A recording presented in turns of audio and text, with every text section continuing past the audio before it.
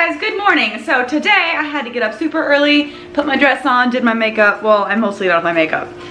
Getting ready to go do a debate slash interview with a Christian pastor for Christian, some like TV station or something. I'm not sure exactly what it is, but yeah, this is gonna be interesting. They sent me a list of topics, so I'm pretty well prepared, but who knows, shit could hit the fan. Anyway, I'm making some breakfast.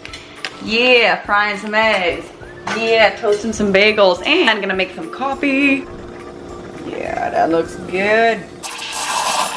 Alrighty, looks good. Time for my daily Snapchat of my food to make everyone jealous. There we go, boom. So I'm here, I'm about ready to get mic'd up. This is pretty cute.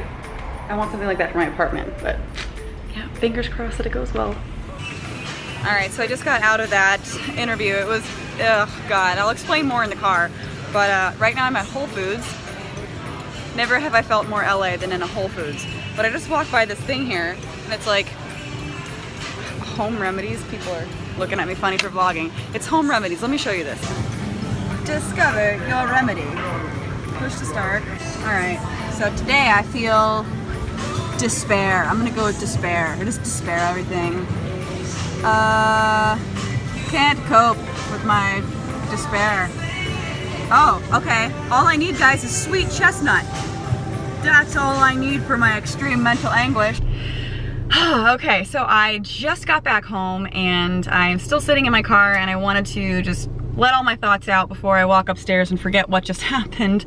It was a really interesting interview. They're supposed to send me the full unedited version. I'm not super zoomed in right now. I'm gonna take care of that.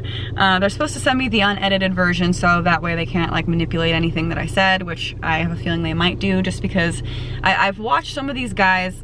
This guy is like a pastor, and he interviews people, and I've watched a few of his interviews of other people, and I see how they try to twist words and they try to like trick people into saying certain things. Like for me, they asked about my dating preferences and certain people that I'm attracted to and certain people that I'm not attracted to, and they were like, oh, see, that means you discriminate against people. And I'm like, wait, nah, sexual preference and attraction is just a preference. I'm not discriminating against them. I'm not trying to like take away their rights. You can't equate discrimination against race, gender, sexual orientation, things like that, you know, things like that. You can't put that on level with, I decided to wear this dress this morning instead of the blue one, therefore I'm discriminating against blue dresses. You can't make that equation, and he tried to do it over and over again, and he tried to get me to say the words, I discriminate. And I just wouldn't do it because I felt like he was trying so hard to trap me into saying something. So, you know, it just felt very set up, the entire thing. You know, he seemed like he was trying to be genuine, but like certain things like that, I know what he was doing and he knows what he was doing, so come on. Another thing that kind of frustrated me was he kept trying to ask me personal questions about my previous relationships with guys, why they failed, like details, and also about my upbringing and my parents, and like, you know, what must your parents have done that was wrong, and like how did they scar you for life, essentially is what he was trying to get at. So every time he asked me a question about my parents, I just answered very positively. I told the truth, but I wasn't gonna be like, yeah, but they also did this thing. I answered with all the positives about my parents, because honestly, that's how I view them. They're human beings. Everyone isn't perfect.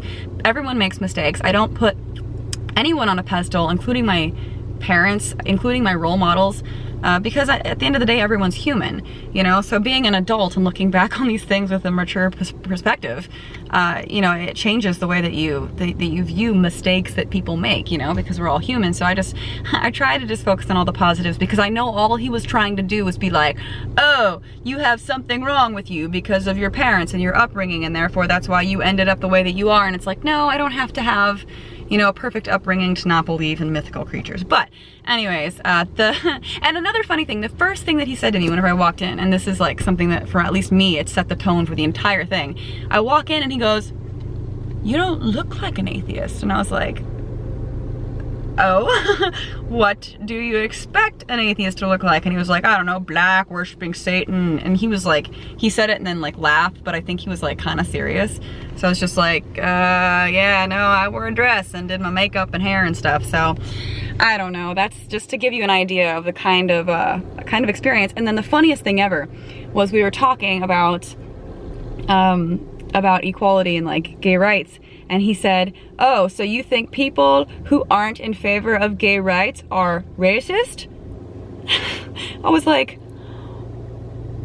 no, those are different things. I think they're both discriminating, but I don't think that, anyways, he kept switching racist and homophobic like interchangeably, and I had to like be like, no, but yeah, that should just give you an idea of the type of interview that I was in. And he talked about racism a lot too. He didn't think that racism was even an issue, and he was black, so that kind of threw me off. I was like, really?